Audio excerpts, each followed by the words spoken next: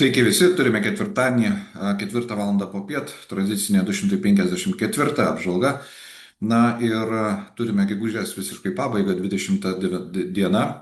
Finansų rinkos iš tikrųjų bunda teigiamą linkme ir grįžtame prie, na, sakyčiau, arti rekordinių aukštumų. Tai naujienų tikrai nebuvo labai daug, bent tokių jau esminių arba rinką keičiančių naujienų. Tačiau, kas verta pastebėti, tai yra Vikso indeksas leidžiasi žemyn, leidžiasi žemiau 20 punktų, išlieka pakankamai žemas ilgesnį laiko tarpą. Na ir šios nakties, jeigu sakau, savaitė nebuvo kažkokių tai rimtesnių naujienų, tai šios nakties naujiena esminė yra, kad Trumpo strategija pradedama pančioti, sakyčiau taip, teismų, kurie iš tikrųjų nurodė, kad Trumpas viršė įgaliojimus ir nepaprastajos padėties, sakykime, įstatymas, kurį jis naudoja įvedinėjant muitus skirtingoms valstybėms, grasinant muitais ir panašiai, yra įgaliojimų viršymas. Na, reakcija buvo milžiniška iš tikrųjų, tai finansų rinkos tai sutiko su dideliu optimizmu. Net nafta irgi pradėjo brangti, akcijos brangti ir panašiai. Reikia suprasti, kad tai nėra pabaiga, tai yra vienas iš, na, sakykime, atsvarų suveikė ir teismas sprendimas tikrai nėra galutinis, greičiausiai bus apskundžiama nutartis, tada einama į aukščiausią teismą, tas laikas bėgs, bet kokiu atveju tai yra teigiama žinutė bendrai pasauliu, nes turint teisinius pančius jau, na, darysis sunkiau terrorizuoti, sakykime, prekybos partnerius, sunkiau terrorizuoti tą pačią Europą, kuri mums aktuali. Ir priimant sprendimus visą laiką kirbės klausimas, o kas jeigu bus atšaukta, kas bus jeigu tie sprendimai išties nelegalūs. Galbūt Trumpo galvoje tai nebus skambesio, bet visų aplinkiniai ar patarėjai arba dar kažkas į tai jau atsižvelgs. Tai yra sprendimas, tai yra taškas, kuris padėtas lape, bet taškas ne pačiame procese. Kitas dalykas, tai kalba apie tai, kad vis tik tai atsvaros Junktinėse Amerikos valstijose yra ir nepaisant to, kad valdžia tiek Trumpo, tiek MAGA judėjimo, Make America Great Again judėjimo užvaldymas, sakyčiau, visos vertikalės valdžios tarsi atrodė, kad beviltiška viskas eis kaip kiaurai ir ką Trumpas sugalvos, tas ir bus įgyvendinta. Tai taip tikrai nėra. Ir, na, iš tiesų, dėrybinės pozicijos net to pačio Trumpo, jos keičiasi. Nes jeigu jisai pradės grasinti arba ten sės prie stalo su viena arba kita tauta ar su Europos Sąjunga, na, dėrybinės pozicijos nėra tokios stiprios, kai tau už nugaros tavo šalies teismas sako, kad vyruti tu neturi tokius galimybės įveikti dalykus kaip muitai ir panašiai. Tai iš tiesų stipri naujiena, jos labai laukia visi ir, na, pasirodžius tikrai buvo sutikta pozityviai. Kas dar palieka jau po įvairių gandų Elonas Muskas valstybės departamentą ir daugiau, kaip sakant, ne mažins biurokratijos, na, bandys vėl grįžti į verslą pilna apimtimi. Tai yra beveik antra svarbiausia naujienų šiandien, bent jau pagal tai, kaip yra jos išdėliotos.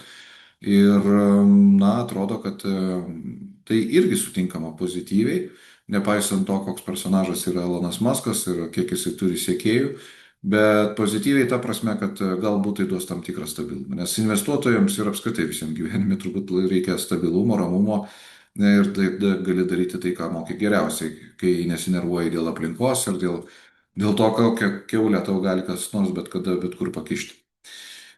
Kalbant apie finansų rinkas, tai euro dolerio kursas iš karto reagavo apie Trumpo žinią, euras susilpnėjo šiek tiek, nors dar savaitės pradžioje buvo stiprėjimas virš $1.13. Tai čia nėra kažkoks dramatiškas pokytis, kad šuolis nuo skardžio, bet iš tiesų tendencija galbūt šiek tiek ir keičiasi. Tai šiuo atveju doleris stiprėja būtent dėl teismo sprendimų, ne dėl kažko tai kito. Nafta taip pat šiek tiek pabrango, nes tada visiems kompiliuojasi tokios išvados, kad Na, jeigu čia bus daugiau stabilumo, tai gal bus daugiau verslo, reiškia didesnės apyvartos reikia daugiau energijos, reiškia reikia branginti naftą. Tai nafta šiek tiek brangtelėjo, jinai nenušoko kažkur tai irgi labai stipriai, bet perlipo $65 už barelį. Turbūt tolimesnės naftos viražas vis tik tai toliau priklausys nuo to, kokius sprendimus priims OPECas.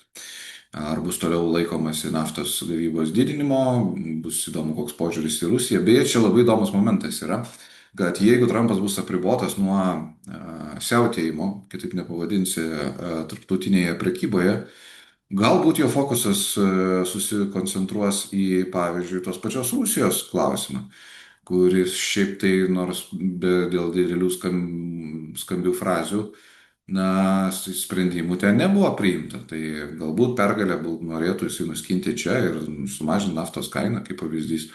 Tuo pačiu įsiteikti amerikiečiams, kuri labai keista, bet naftos kaina yra labai svarbi, nes kūro kaina yra labai svarbi, nors jie už savo dolerius gali nusipirkti, nežinau, jūrą to benzino, kurias pila į bakus.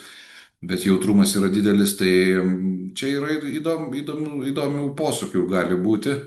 Galbūt kai kuriais atvejais ir net neprognozuotų. Tai, na, iš kitos pusės gali Trumpas dar, kol visi teismai neperėjo, visos institucijos galbūt atvirkščiai pradės siautėti tarptautiniai prekyboje, sunku pasakyti.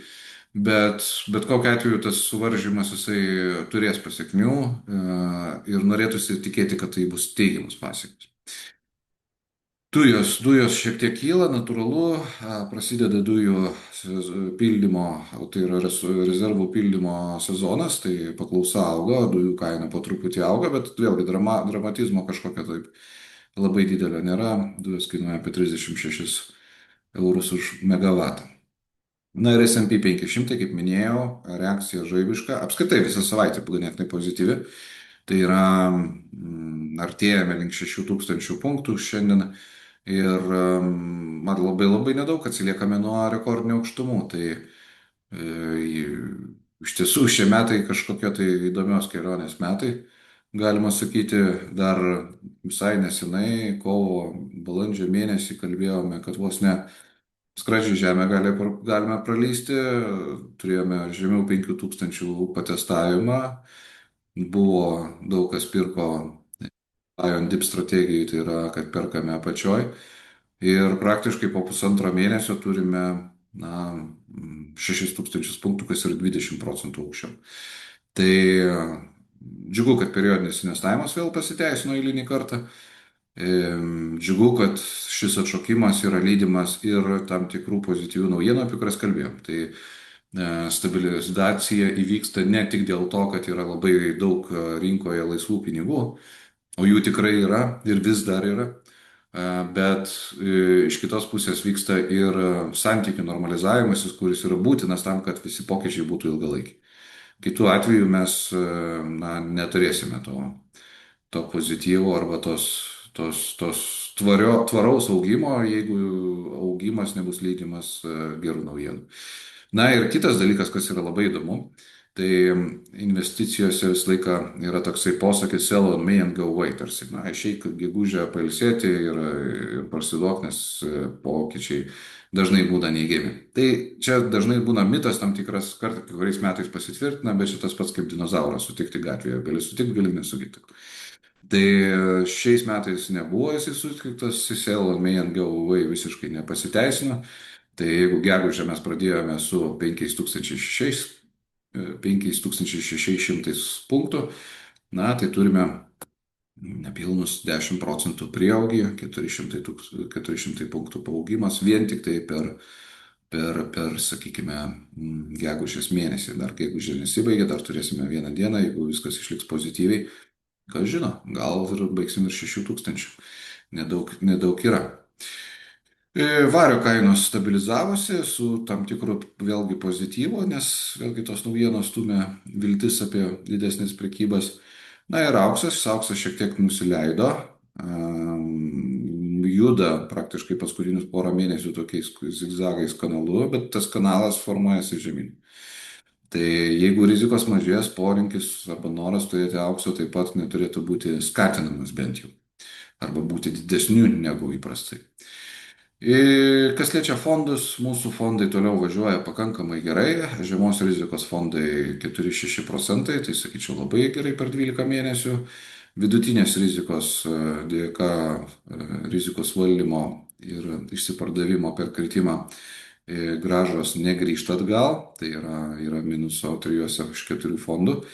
Ilgalaikės gražos, sakyčiau, kad išlieka tikrai puikios. Tai na, tas laikinas susvyravimas iš esmės tokios investicinės logikos turėti vidutinės rizikos, jeigu toleruoja vidutinę riziką, nepaneigia.